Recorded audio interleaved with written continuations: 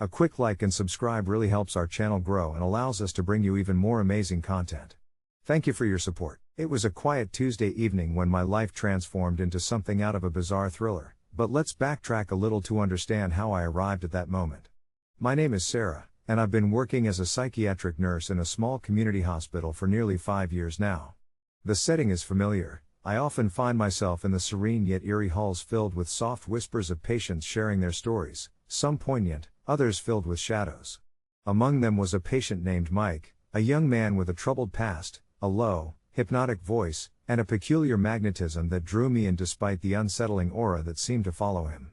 I had been his primary nurse during his long stay on the ward, forging a connection that I thought was entirely professional, though there was an uneasiness at the back of my mind, an occasional flicker of something unspoken lingering in our conversations. Mike was charming in a way that felt almost dangerous. He possessed an uncanny ability to make you feel understood, even as he recounted his thoughts about paranoia and delusion. When he was discharged after several months of treatment, I should have felt relieved, but there was something there, a weight that wouldn't lift. Fast forward to the notorious night. I had just come home after a long shift, the kind of exhaustion that clings to your bones, when I found my front door slightly ajar. A chill scampered down my spine as I stepped inside, whispering to myself that I was merely tired. But as I settled into my living room, relief began to wash over me. That was when I heard it, a soft knock, almost hesitant, on my back door leading to the patio. Peeking through the curtain, my heart stumbled into my throat when I saw Mike standing there, soaked from the rain, an unsettling grin plastered on his face. My instinct was to call the police, but when he saw me through the glass, he pressed his face closer, eyes wild yet pleading, and somehow, I found myself opening the door to let him in. "Sarah, I need your help. They've been watching me," he breathlessly insisted, and my stomach churned at the raw desperation in his voice. I tried to assess the situation, but each word he spoke wrapped tighter around my heart, squeezing it painfully.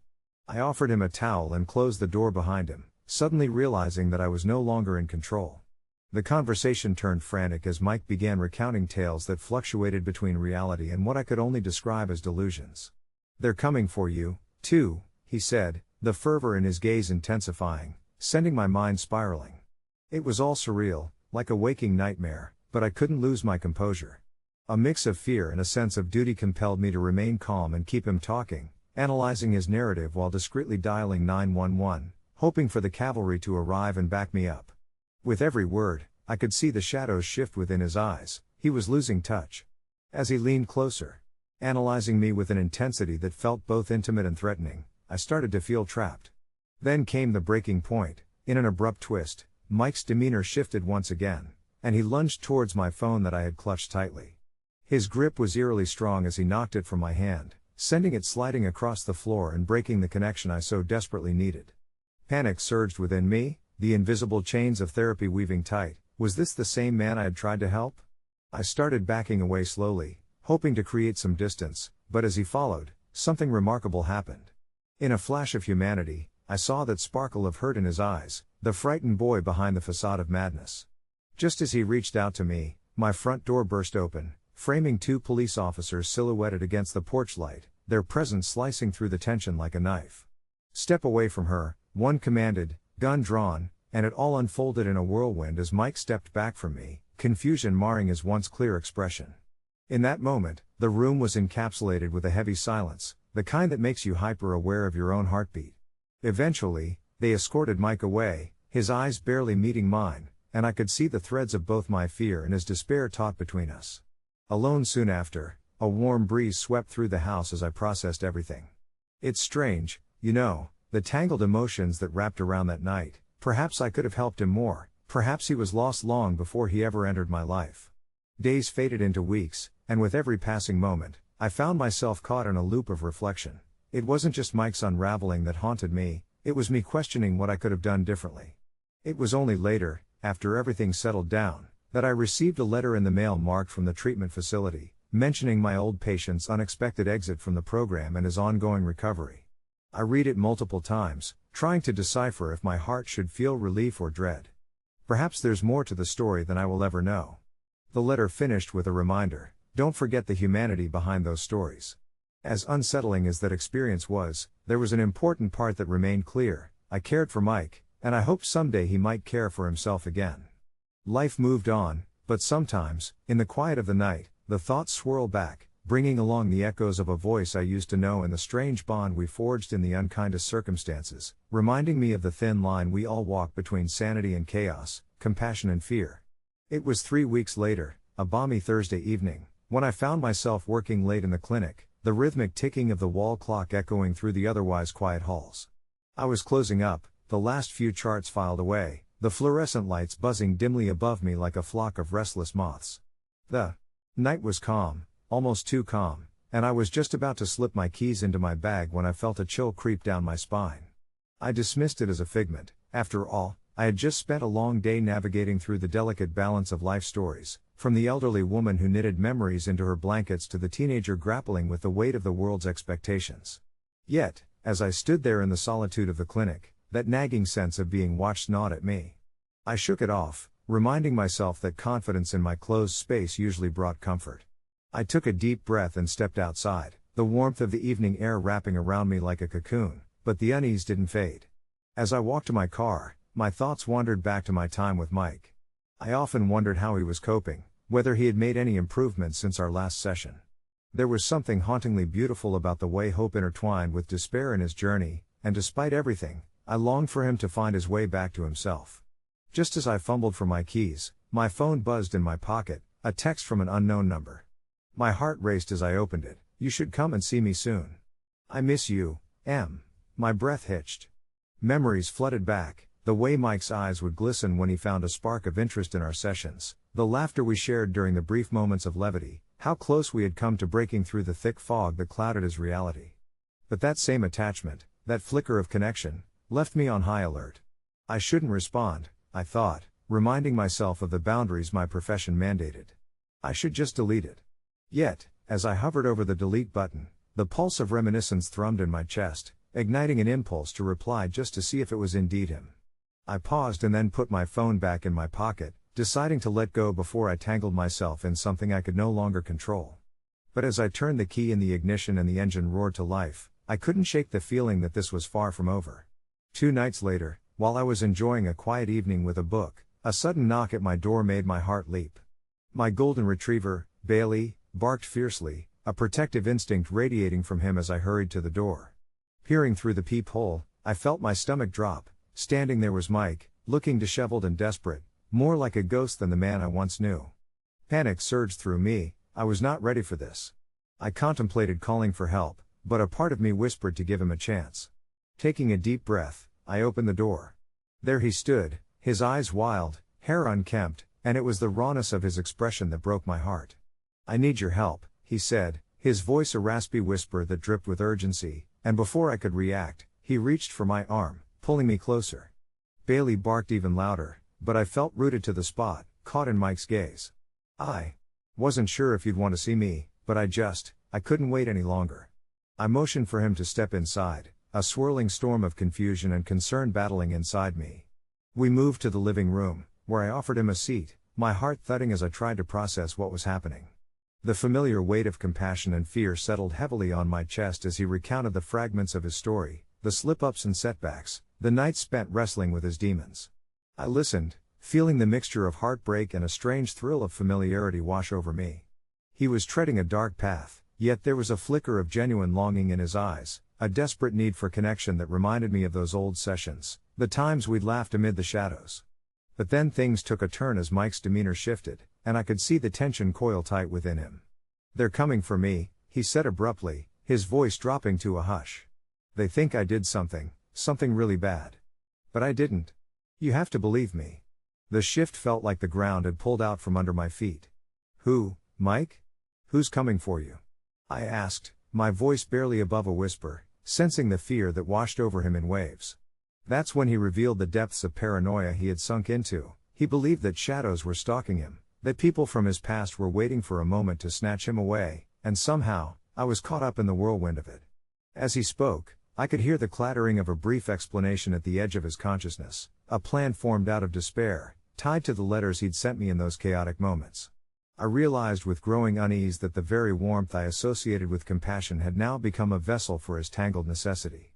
I began to dream about how quickly things could spiral. I could replace sympathy with guilt as easily as he tried to pull me into his storm.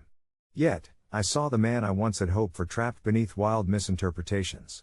Just as I opened my mouth to quell his fears, to reassure him that he was safe here, I heard a rustling outside. Someone was approaching.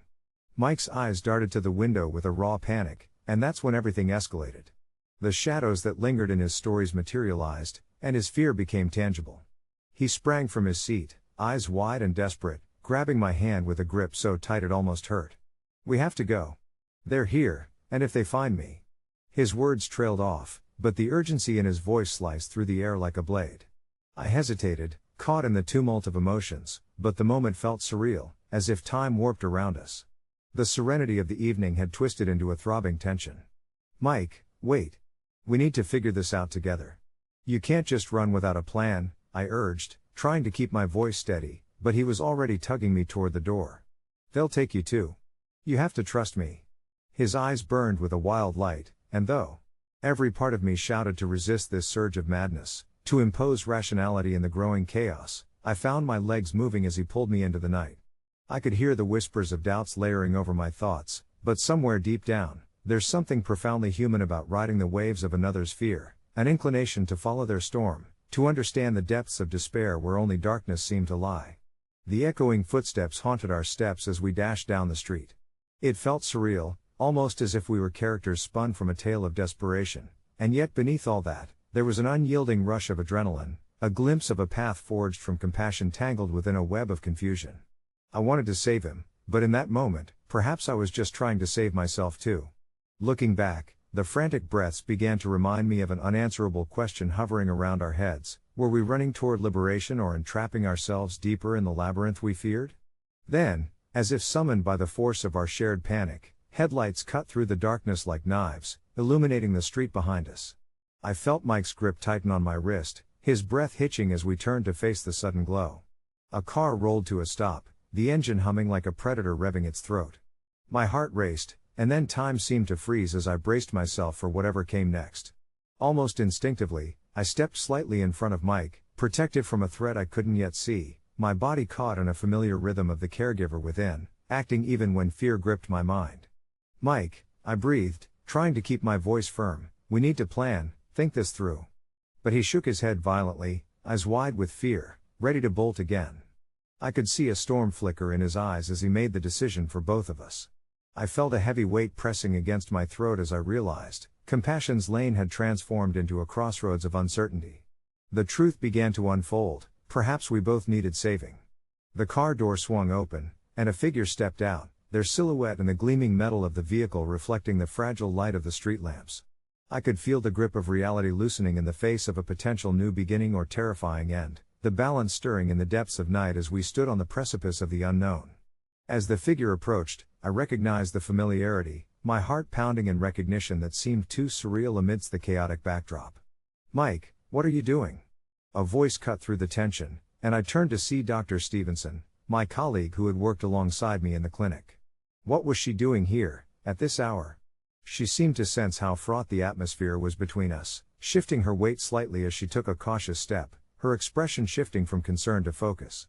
"Let's talk, let's reason this through," she said, voice calm yet intense. Mike's breaths quickened as if he was shifting from one world to another. It suddenly dawned on me how tangled compassion could become when placed on the anvil of fear and desperation, and I felt my heart wrestle with the uncertainty unfolding before us. This was the moment where I had to grasp onto hope, where I would have to open my heart and my mind as we crossed the threshold between the known and the unknown. The unexpected meeting with Dr. Stevenson held the potential to pull Mike back from the edge, the place where I could serve as a bridge back to the light. As we stood there, suspended between fear and understanding, I noticed that compassion burned brighter than chaos, shimmering in the starlit night. It flickered uncertainly, but it illuminated the path ahead, a reminder that every tangled story holds the promise of unearthing connections that find their way through the tumult. I felt a sense of calm wash over me there in the darkened street and knew we would find our way back together, however perilous the journey ahead might seem. Perhaps that's where humanity truly lies, within the fragile grace of holding one another close, amid the chaos swirling, our hands reaching out through the night. Only then could we conquer the shadows that threaten our stories. As we turned to Dr. Stevenson, the night seemed more forgiving, and I prayed that in this moment, we could begin to untangle the fears that had led us here, towards something far more profound than madness, awakening together instead of sinking deeper into despair. The uncertainty that loomed ahead bore a strange familiarity, and I simply hoped we would find solace, for not just Mike or me, but for the stories ahead yet unseen, for every whispered echo that called for healing amongst all the chaos.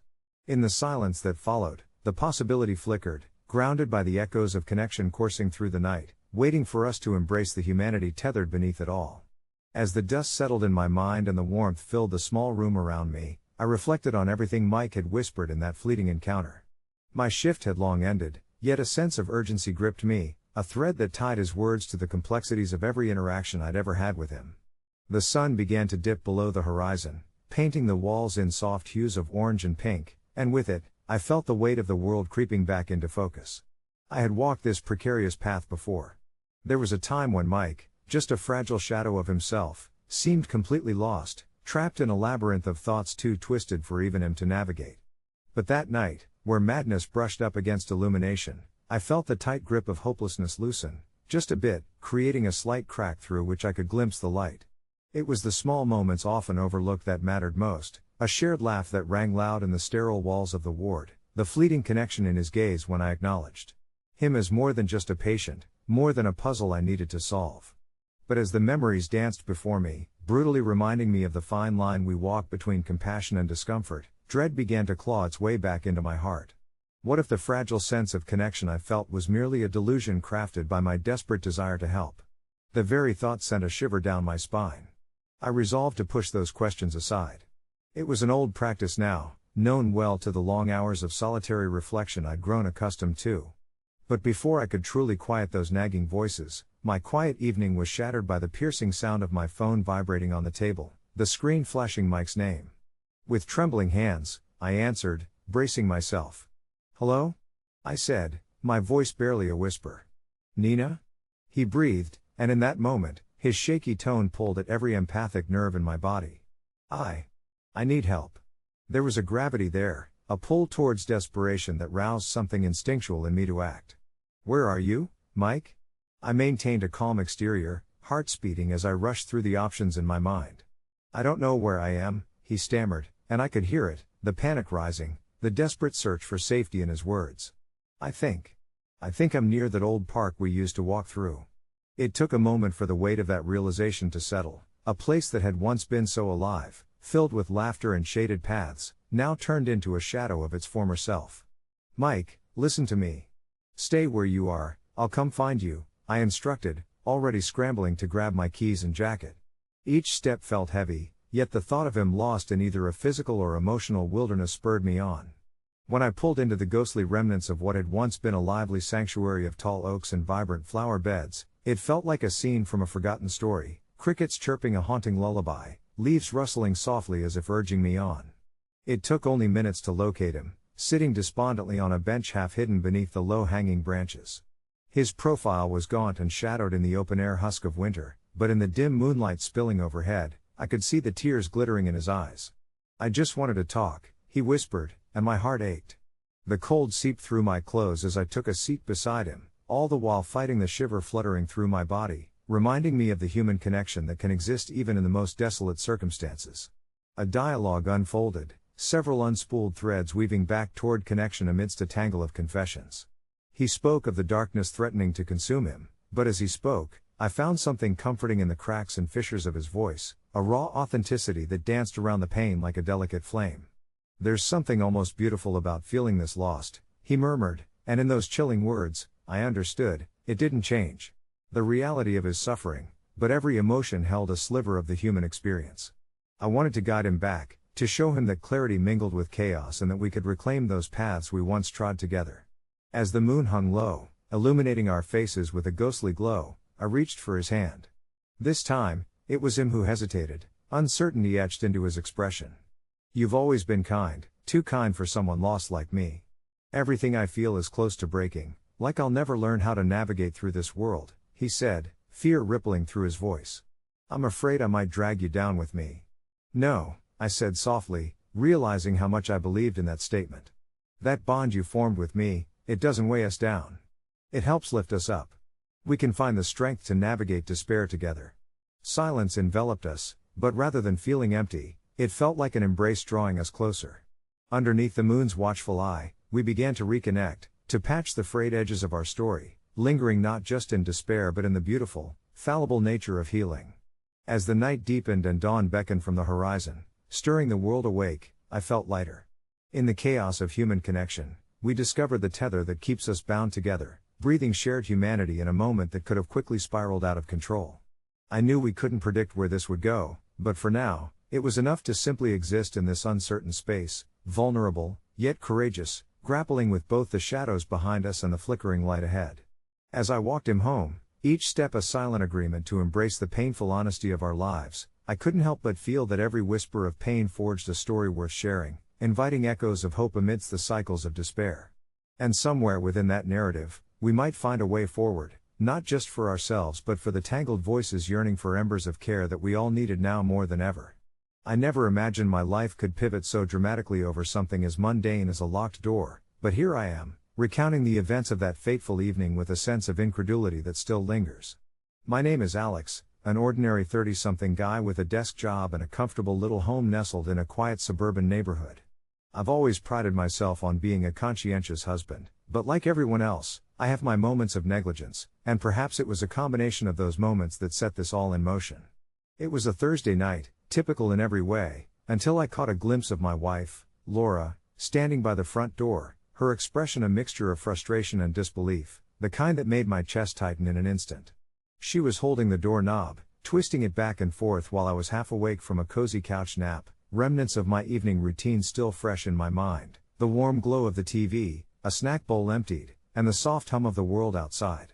Laura asked me, with a sting of disappointment, if I had checked the lock after she'd gone to bed, and as I rubbed the sleep from my eyes, I realized I had utterly spaced on that detail, again.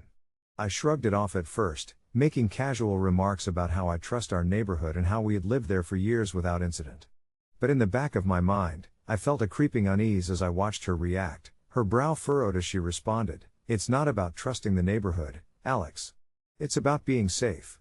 A part of me wanted to laugh it away, to dismiss her concerns as overreactions like I once did during our years together, but as she continued to express her frustration, I felt a knot forming in my stomach, linking back to my own lack of accountability.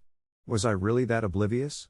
It became clear that this situation was a metaphorical lock waiting to be clicked open, revealing deeper issues that may have long since festered beneath our shared surface. Days passed, and the conversation wafted in and out of my mind, my interactions with Laura feeling increasingly stifled like the air on a humid summer day. I'd watch her move through the house, her movement subtle yet heavy with a sense of grounded concern, the way a cloud hangs low and suspenseful, threatening rain. I noticed the little things, the way she double-checked the locks on the windows during the day, her growing habit of closing the blinds earlier than usual, her hesitance to walk to the mailbox alone. The peaceful rhythms of our life together felt interrupted as I tried to ignore the gnawing sensation at the back of my mind. The evening we normally spent side by side on the couch morphed into quiet, fragmented moments filled with awkward silences.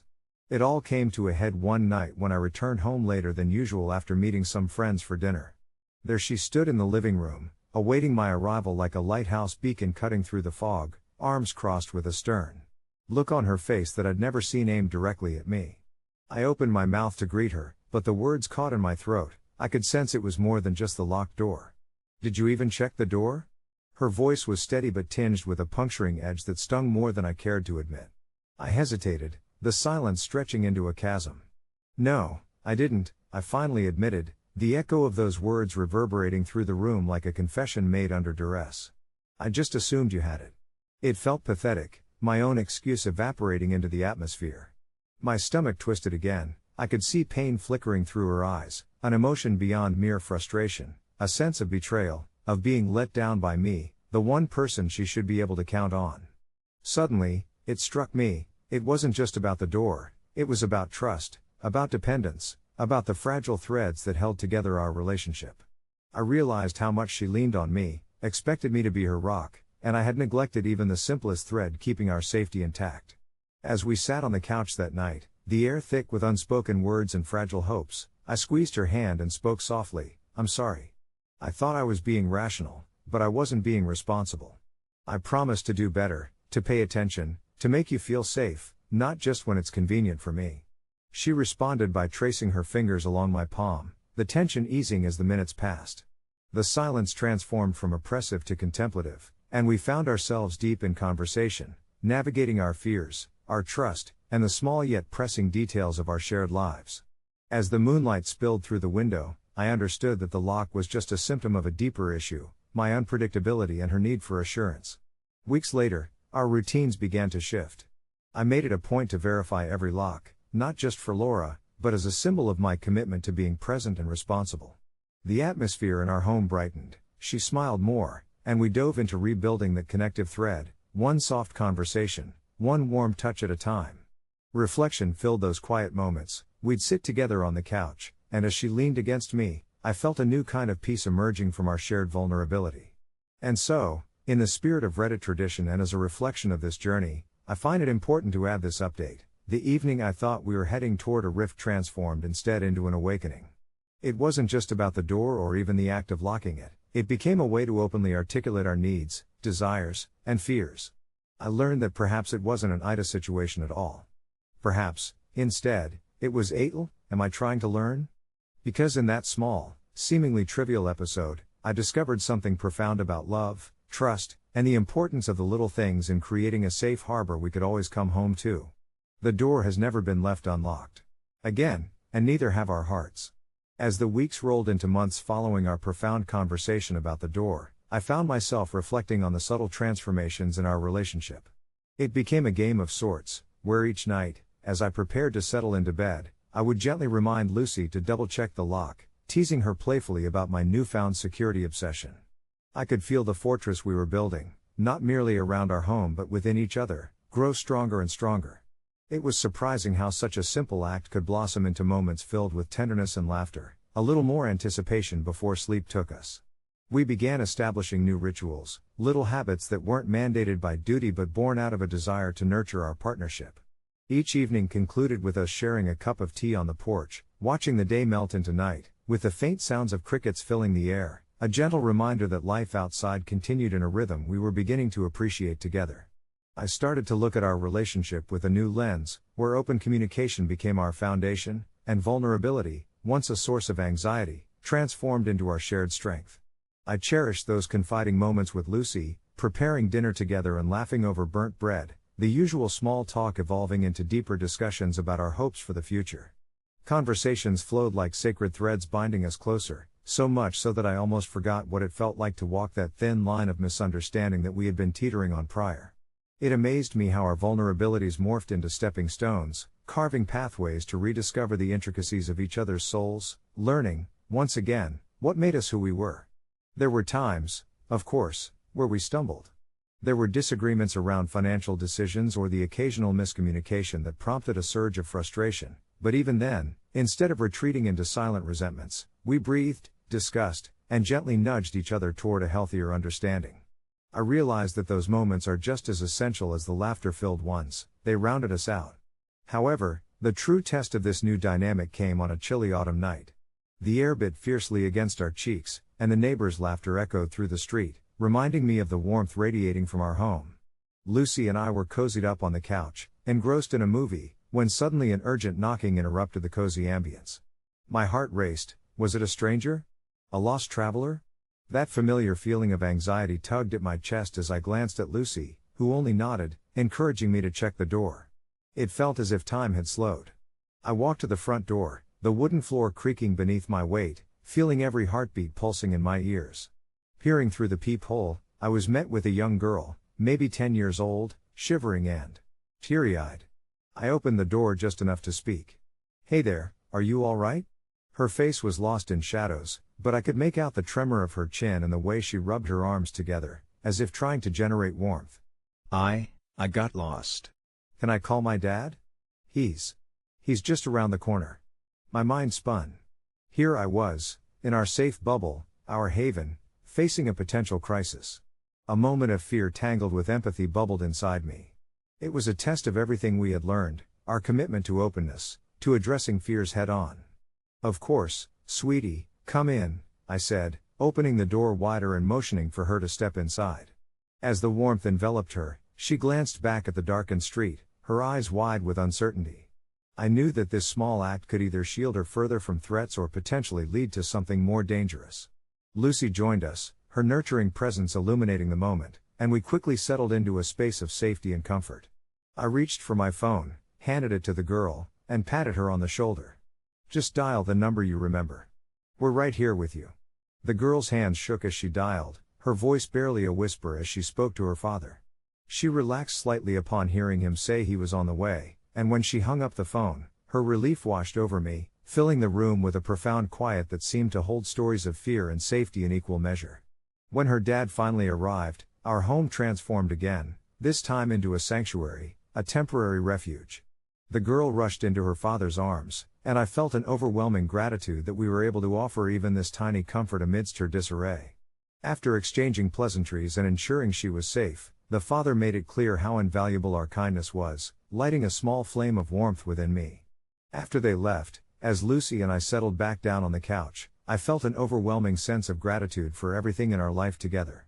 It suddenly struck me that it wasn't merely about locking the door, it was about being open to the world outside, understanding that the safety and love we built weren't just for ourselves but could spill over into interactions that mattered with everyone around us. The door, once just an entryway to our home, had morphed into a symbol of our commitment to compassion and understanding, not just for each other but for anyone who crossed our threshold. I turned to Lucy, and we exchanged a smile filled with warmth and an unspoken promise that we would always remain open, vulnerable but secure, cautious yet loving, a true masterpiece of coexistence. And in those moments of quiet reflection, surrounded by the fading light of the evening, I finally felt the weight of the world lift just a little, reminding me that love doesn't simply build walls, rather, it constructs bridges that lead us back to humanity, again and again, one gentle reminder, one locked door, at a time.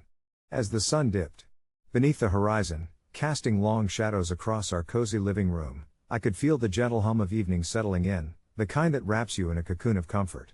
Lucy had lit a few candles, their soft glow flickering in harmony with the settling tranquility of the night. It was a small ritual we had embraced, a moment of unwinding where the chaos of the day seemed to melt away. The warmth of her presence reminded me that we had crafted a safe space together, not just through the physical act of locking the door, but through the emotional openness we had nurtured in our relationship. Pacing softly, I felt grateful for this revelation, how something as simple as a door could serve as a metaphor for our willingness to safeguard one another's vulnerabilities. "Remember that night?" Lucy asked, her voice laced with a gentle nostalgia as she curled up on the couch, her eyes sparkling with memories. "The one where we both brainstormed a list of our fears?"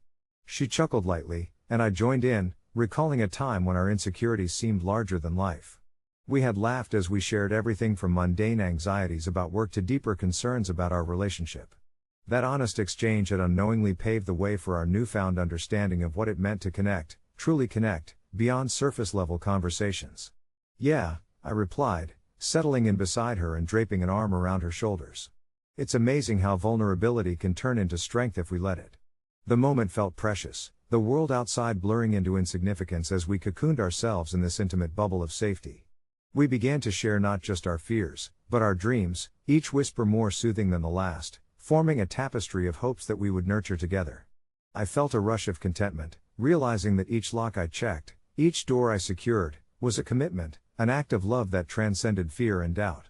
As the bits and pieces of our evening unfolded, conversations sparked like fireworks, our discourse ranging from future vacations we dreamed about to our desire to bring a pet into our home.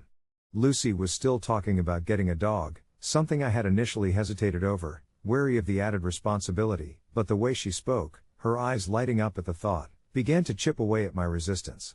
A dog would be more than just an addition to our lives, it would be a shared experience, a reminder of how love could flourish in the little moments, from morning walks to lazy afternoons spent on the couch. With every word exchanged, I felt the door we had just locked moments before transform into one that swung wide open, inviting in a rush of warmth. As the candles flickered gently, casting playful shadows on the walls, I could see what lay ahead of us, a future painted in shades of laughter, compassion, and unwavering support. It was empowering to realize that we weren't just locking away our fears, we were also sealing in our joys, ensuring that nothing could breach the sanctuary we were building together. In time, as the evening wore on and the moon cast a silver glow through our window, I took a moment to breathe deeply and internalize the warmth of this connection we were nurturing. The world outside felt distant, almost irrelevant, as I realized that our relationship had morphed from merely coexisting to truly living, a shared journey where each step was marked by intention and understanding. Have you ever thought about how locking the door is kind of a ritual? I mused aloud, breaking the comfortable silence that had enveloped us like a soft blanket. Lucy nodded, her dark hair catching a glimmer of candlelight. It's the first step we take in closing out the outside world, she said thoughtfully, but it also makes space for us to just be, here, in our little world. It's our way of saying, this is our time. We matter. Yes. I replied, feeling a swell of pride and love. It wasn't just about locking the door, it was about what it symbolized, the commitment to honor our space and each other. The balancing of boundaries and openness that allowed for growth without losing our individuality. I couldn't help but smile, envisioning the dog we might someday share. Next door might be the kids, or the noise of the world, but in this moment, it's just us. As the last flicker of the candles dimmed, I felt a deep reassurance envelope me, a tender acknowledgement that our bond was evolving in ways that were once unimaginable. I snuggled closer to Lucy, feeling the warmth radiating from her, a beacon in the cool night. The locked door wasn't just a safeguard, it was a promise we had made to each other, a vow to always return to the safe harbor we had created. And so, as I closed my eyes and allowed sleep to wash over me, I found solace in the laughter that echoed through the evening and the new dreams we would embrace upon waking. A door locked, yet ajar with possibility, standing as a testament to our journey. And with that, I drifted into sleep, content, loved, and forever learning. As I sat on our worn-out couch, my daughter curled up beside me, her head resting on my shoulder, I could feel the weight of a secret pressing against my chest like a leaden anchor, an internal struggle I had been wrestling with since the day she was born. My name is Robert, but to her, I was simply Dad, the steadfast figure of her life, the one who cheered her on every time she took her first steps, celebrated every birthday with homemade cakes, and consoled her after heartbreaks at school.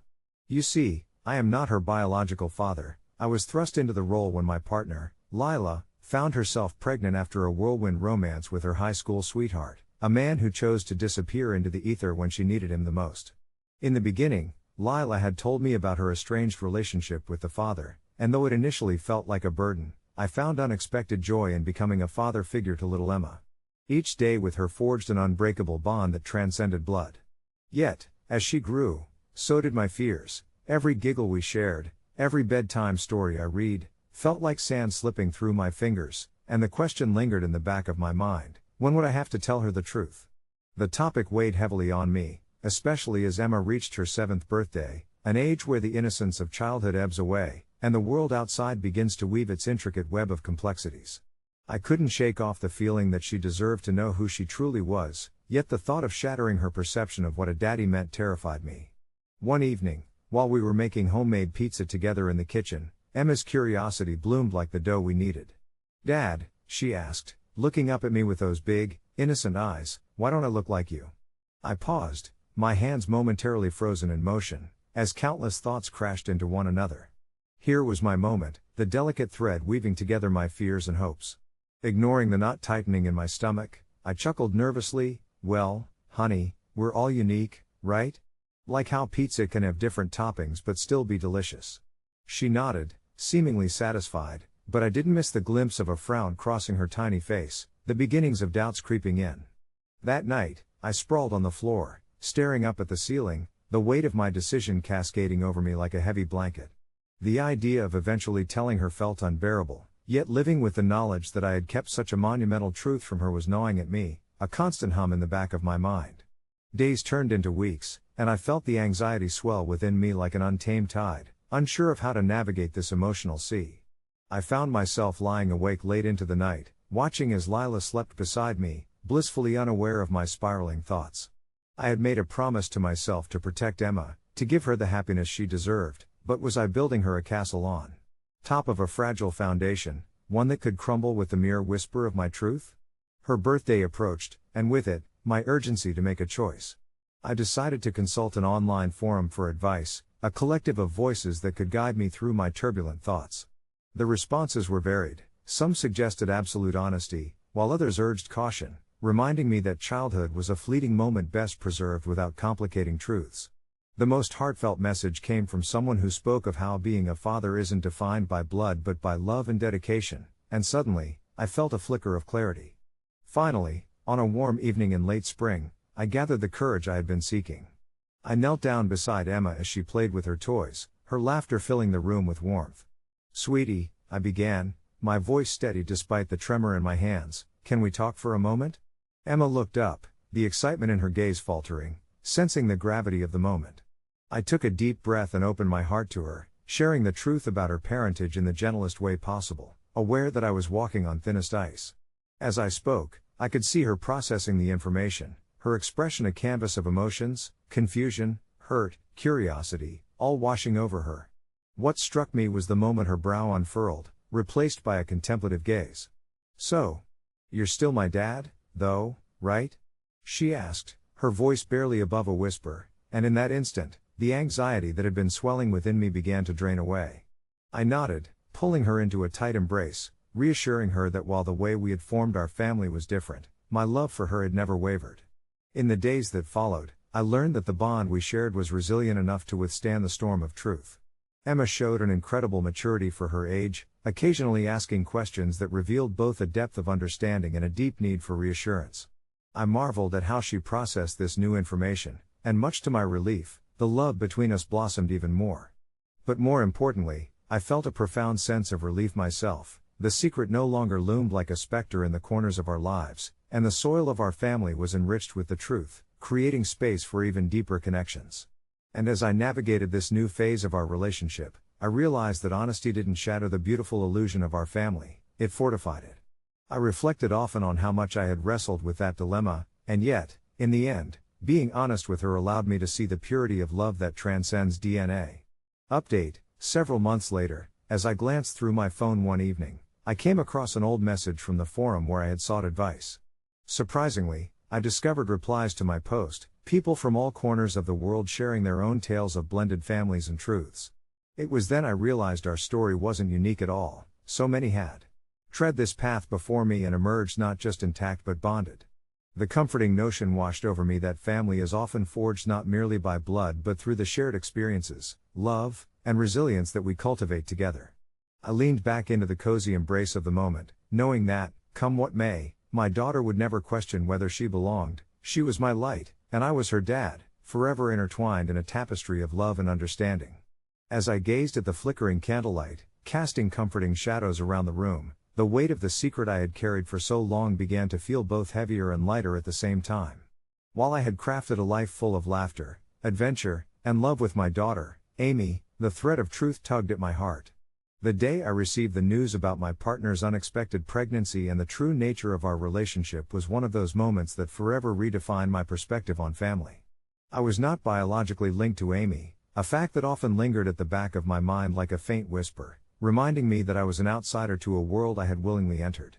Yet, as the years passed, it became increasingly clear that blood did not define my role. The myriad of bedtime stories, scraped-knee band-aids, and heartfelt conversations about her day did.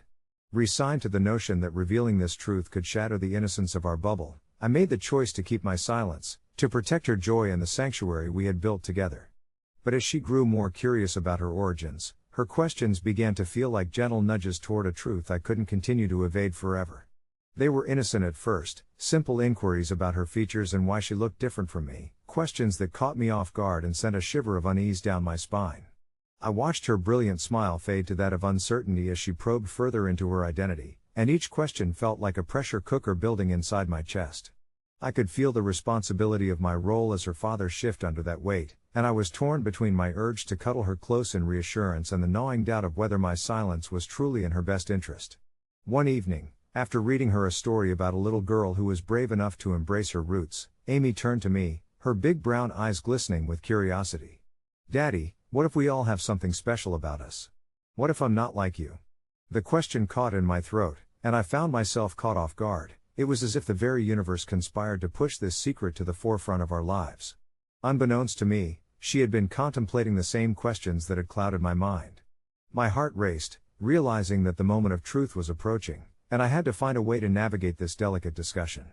Drawing a deep breath, I sat down with her, and in that serene space between us, I carefully crafted my words, remembering how important it was to share the love we had built over the years.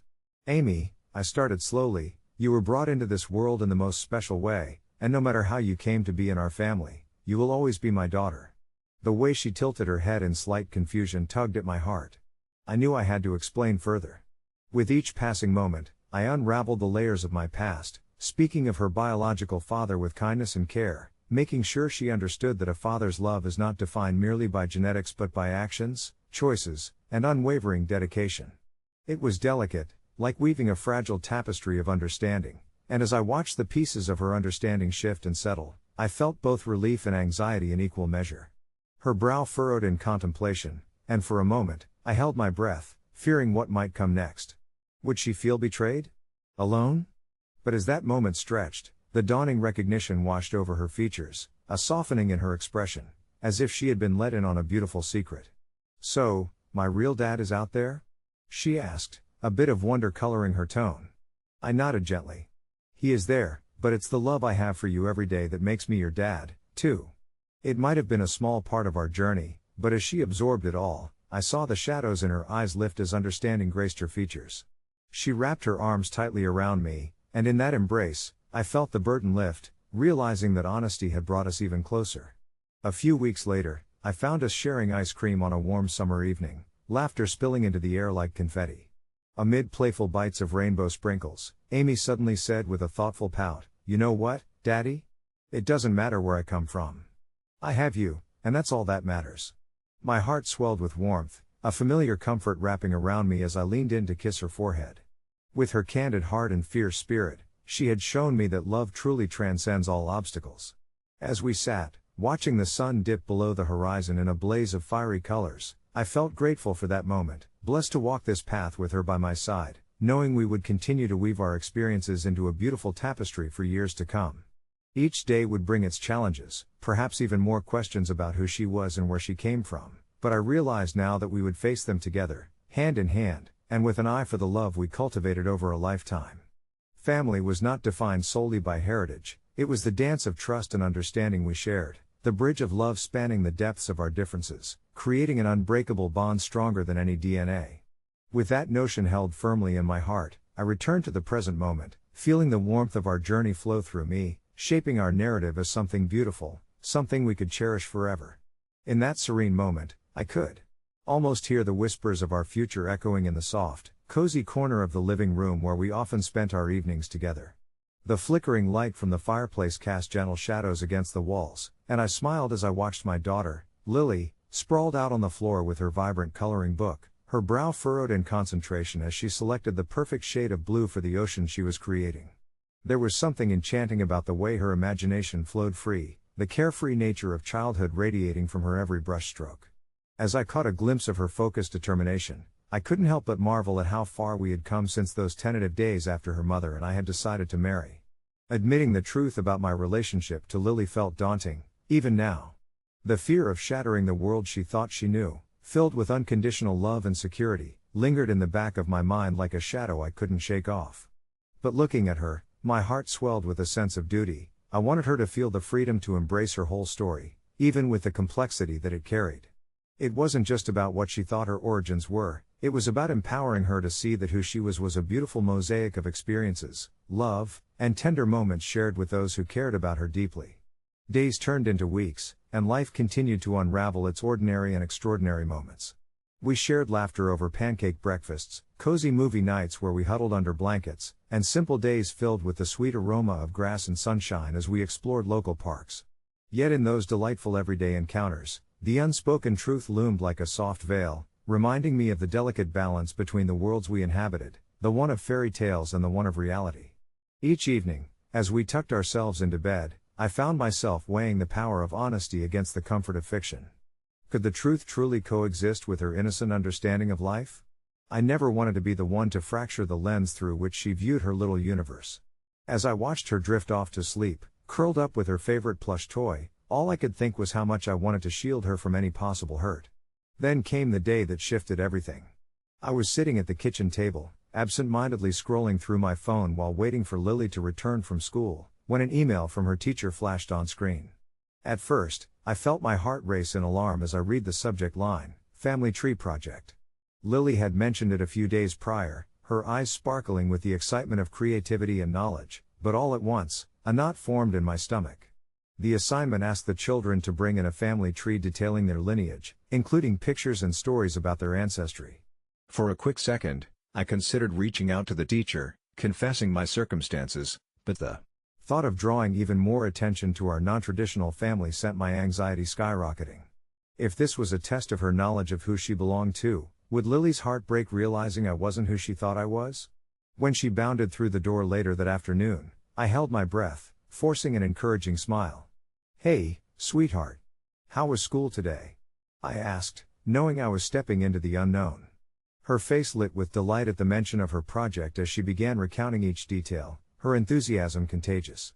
The colors, the stickers, the stories she'd heard about her grandparents, it all poured from her lips like a warm stream. It was during those moments that I felt the weight of my secret pressing down on me, filling me with a mix of admiration and unease. As she unfolded her plans for the family tree, it dawned upon me that I would have to navigate this delicate situation with grace and thoughtfulness. As we sat together, Lily busily cutting out images to represent the various family members she would include, I found my heart racing. I knew I couldn't put off the inevitable much longer. But as I watched her sigh after completing her art project, a soft smile gracing her face, I realized she was so incredibly proud of what she was creating. Instead of rushing toward that uncomfortable confrontation, I felt compelled to help her frame the narrative. "You know, Lily," I began gently, "family can be made up of many different branches and roots. Although some families look like a super elaborate tree, others might be more like a patchwork quilt of love." She looked up at me with her big, curious eyes, prompting me to continue. "What if we made this tree reflect all the people in your life who matter, those who love you just the way you are? It could be really special to include me, your mom, your grandparents, and anyone else you adore." As she pondered my words, a flicker of realization seemed to dance in her gaze, her creativity evidently igniting a deeper understanding of what family truly means. "Can I put stickers for my favorite friends?" she asked brightly, and I couldn't help but chuckle, a wave of relief washing over me as I saw her spirit flourish. It felt like a small victory. Perhaps this was my child's first step toward embracing a broader definition of family. Embracing that ambiguity would give her strength and resilience in navigating this winding path. By the time the project was finished, I realized that I, too, had begun to rewrite my own story. As she proudly displayed the completed family tree artwork on the fridge, a beautiful representation of our unconventional yet profound connection, I felt the weight of my fear slowly evaporate, replaced with warmth and positivity. Our past would forever remain part of us, but love was the true anchor for our future.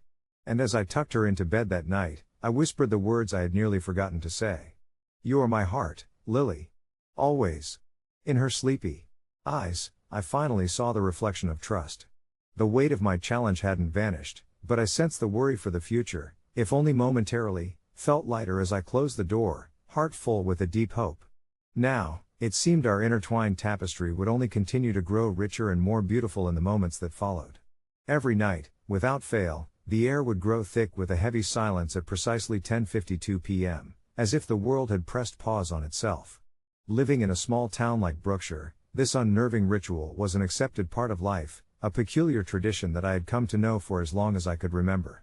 I would watch the clock tick down from my bedroom window, the cool moonlight casting long shadows across my floor, the only sound being the quiet hum of the ceiling fan. It was strange, really, how nobody ever spoke about it, not even in whispers. My parents never bothered to explain why every household, every shop, and even the streetlights would dim or flicker for 12 minutes each night, as if the entire town was collectively holding its breath. I often found myself puzzled, torn between my curiosity and an inexplicable instinct to just let it be, to let it weave itself into the fabric of my life like a long-held family secret.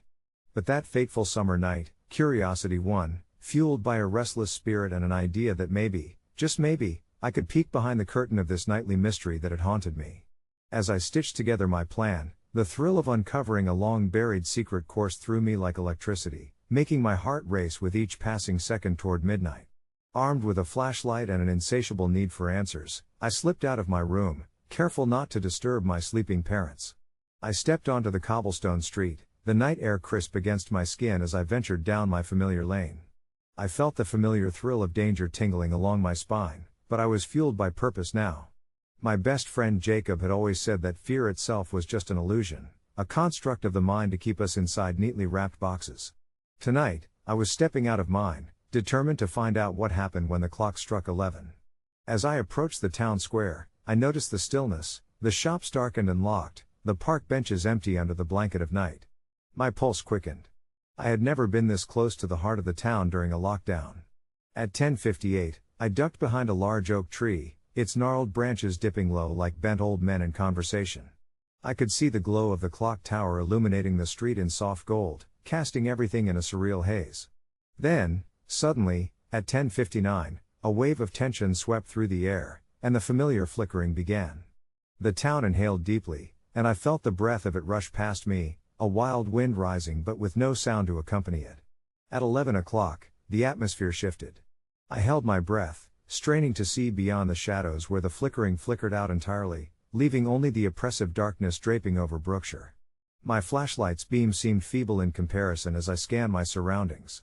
Then I saw them, figures emerging slowly from every corner, gathering under the clock tower, their silhouettes merging and morphing into one another like the whispers of ghosts in the night. It was then that I realized the truth of the lockdown. They weren't ordinary townsfolk. They were different. They moved with a deliberate grace that sent chills running down my spine. As I stared in wide-eyed awe, I recognized familiar faces amongst the crowd, my neighbors, the shop owners, even the mailman, yet they wore strange expressions, devoid of any feeling I had ever associated with them. They seemed entranced, their eyes glossed over as they collectively shifted in rhythm, their bodies swaying as if conducting an invisible orchestra. I instinctively backed away, heart pounding in my ears, when I bumped into something solid, a single figure cloaked in dark fabric, its features obscured. I opened my mouth to scream, but panic paralyzed me, turning my voice to stone. That's when the figure leaned closer, a voice like gravel whispering, "If you want to know the truth, you must listen." The world around me melted into whispers, their secrets flying through the air, weaving tales of ancient pacts and sacrifices made to protect the town from the darkness beyond the edge of our small universe. Each night served as a mechanism of renewal, a moment to reinforce the bond between the town and whatever lurked outside our perimeter, a reminder of the fear that kept us all safe. Each of the 12 minutes before midnight allowed the townsfolk to offer up their fears, their regrets, to the void beyond. They would carry the weight of it while, for 12 minutes, Brookshire reclaimed its peace. As the clock struck 11 and the shadows began to disperse, everything settled into an eerie tranquility. I felt the oppressive weight of understanding settle over me like a shroud. I had learned something no one else had spoken aloud, a truth that forced me to see my home in a startling new light. I slipped away, my heart racing as I retraced my steps in the quiet night. By the time I was safely back in my room, shame washed over me. I realized that in seeking the truth, I had stepped away from the comforting lies that had woven the town together. I lay awake long after the clock had chimed again, the town clutching its secrets tight. What would I do with this knowledge? That night, for the first time, I understood the weight of my neighbor's silent burdens, and the following days felt different. I walked the streets of Brookshire with a growing sense of unease, unable to shake the feeling that something was very wrong, and yet so very right about the ritual that I had once found absurd. The updates to my daily life became riddled with reminders of that fateful night, the slight nods from shopkeepers, the knowing smiles from those who had participated willingly, and in those moments, I grappled with the choice between ignorance and understanding. Months passed, and though I hadn't shared this experience with a single soul, I noticed the town changing subtly. The conversations felt deeper, the laughter more genuine, as if we were all carrying the weight of knowledge with us. I pondered often, should I tell someone? Could sharing do more harm than good? In the end, I decided it was wisdom best left as a quiet companion, a ghost story of sorts, a tale that shaped my framework of perception about our collective existence and the invisible lines we draw to stay safe, because perhaps not all knowledge is meant to comfort. And each night, as the clock struck 10:52 and the town would lock down, I would breathe deep, thanking the universe for the moment I had taken a leap beyond the known, and into the deeper layers of what life in Brookshire truly meant. As the clock struck 10:52 every night, a sense of calm and acceptance settled over me, a warm blanket in the chilly embrace of the unknown. The routine had become an intricate part of my life in Brookshire, a place that often felt like a quaint postcard from the past, untouched by the chaos of the outside world. Yet, as the siren wailed and the town fell silent around me, I couldn't shake the feeling that I was perched upon the edge of a precipice, gazing down into shadows that danced just out of sight. The first time I had experienced the lockdown, the eerie stillness that enveloped the streets, had been surreal. I was at a late-night study session with friends, the weight of midterms hanging heavy, our laughter spilling into the soft glow of the cafe's neon lights. Suddenly, the cheerful chatter was silenced by that haunting wail, and the cafe owner, a man with kindly eyes and a perpetual smile, turned off the main lights. "Don't worry, it will be over in just 12 minutes, he assured us, but the way his voice trembled slightly as he said it sent a chill down my spine. That first evening, curiosity gnawed at me. What could possibly happen during those 12 minutes that required our town to lock down every night? I began to dig deeper, asking friends and neighbors, weaving through rumors and anecdotes, a silent detective with no plan beyond satiating my curiosity. Most, it seemed, had long since accepted the routine. It was a part of life in Brookshire, whispered about but never dissected. Still, I was undeterred, driven by an insatiable urge to uncover the truth, to reveal the hidden stories tucked between the seams of our town's fabric. Nights turned into weeks, and I collected stories that spoke of strange occurrences, muffled sounds echoing through the air, flickering lights, and sometimes, faint reflections in the windows that vanished when looked upon directly. But no one ever spoke about what lay behind those 12 minutes. Perhaps I was foolish, but I felt a peculiar sense of connection to whatever secret lingered in the shadows. It wasn't until one fateful night that I stumbled upon an old journal hidden in the attic of my grandmother's long-abandoned house. The journal belonged to a distant relative, a woman who had been deemed an outsider in our town decades ago, a name whispered with a mix of reverence and fear. As I flipped through its fragile pages, I felt her despair, her isolation echoing through the years. She wrote of a darkness that had encroached upon Brookshire, a darkness that could not be spoken of openly yet haunted the town's collective memory. Her words were cryptic, but they painted a chilling picture of the past, filled with a sense of foreboding that mirrored my unease. Each passage spoke of the loud sirens, a warning of sorts, summoning the townsfolk to protect themselves from what lay beyond the safety of their homes. Tears pricked my eyes as I realized this journal, once a neglected artifact, now pulsed with urgency, as if the weight of history was begging for acknowledgement. The next evening, I felt compelled to share everything I had learned with the town council. A handful of reluctant faces gathered in the community hall. I presented my findings, my heart racing with the fear of rejection, of being branded the town's nouveau conspiracy theorist. Surprisingly, a gentle murmur rolled through the room. People shifted uneasily in their seats but listened. It was then that Mrs. Haddock, my high school history teacher now with silver streaks winding through her hair, spoke up, her voice a soft echo against the walls. The lockdowns were initially a precaution, she admitted, back when strange things began happening, children going missing, strange lights in the woods. We created protocols, trying to keep fear at bay. The air thickened with unsaid words, the fear we'd all been harboring surged to the surface.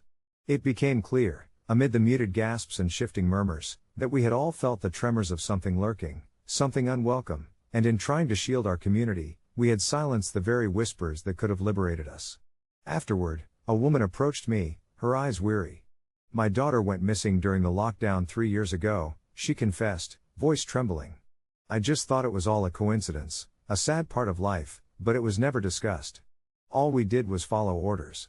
In that moment, I felt the weight of the town's collective guilt, a shared complicity in shielding ourselves from the dark while allowing it to infiltrate our lives through silence. I understood, finally, that the knowledge we held wasn't just a burden, it was a catalyst for change. Over the following weeks, I wrote to each of my neighbors, shared stories, opened channels of communication, and we began to speak, not in fear, but with hope. The 12 minutes became a platform for healing. We marked that time by uniting, creating rituals of remembrance for the lost, a declaration that we would not let history repeat itself. It was empowering to reclaim our narrative, to turn shadows into light, and slowly, the sirens transformed from dreadful reminders into signals of resilience. I began to realize that, sometimes, tearing down the walls we build was necessary, not just for our peace of mind but for the collective heart of a town that had been silenced too long. And as night fell and the sirens rang true, I joined my neighbors on the front porch, sharing our stories, reclaiming our past, and building a future free from the chains of dark whispers. The fear transformed into a gentle solidarity, as recognition settled in. That night, as the clock struck 10:52, I took a deep breath, allowing gratitude to wash over me, not just for the truth revealed, but for each soul that dared to be vulnerable, to share a story, to embrace the discomfort that eventually led to our coming together. Little did I realize that this was just the beginning. The nights that followed unfolded with a surprising cadence of trust and connection. Every 10:52 brought with it not just the sound of the sirens marking the lockdown, but the unmistakable sense of unity that had been forged in our shared vulnerability. Each evening, more families joined us on the porch, stories flowing like warm honey, sticky and sweet, their narratives intertwining with one another, creating a tapestry of lives colored by hardship, resilience, and kinship. We spoke of old neighbors long forgotten, of the eccentricities that once defined our small town, and of the chilling events that led to our customs, each revelation a thread pulling tighter around our community, stitching the fabric of Brookshire back together.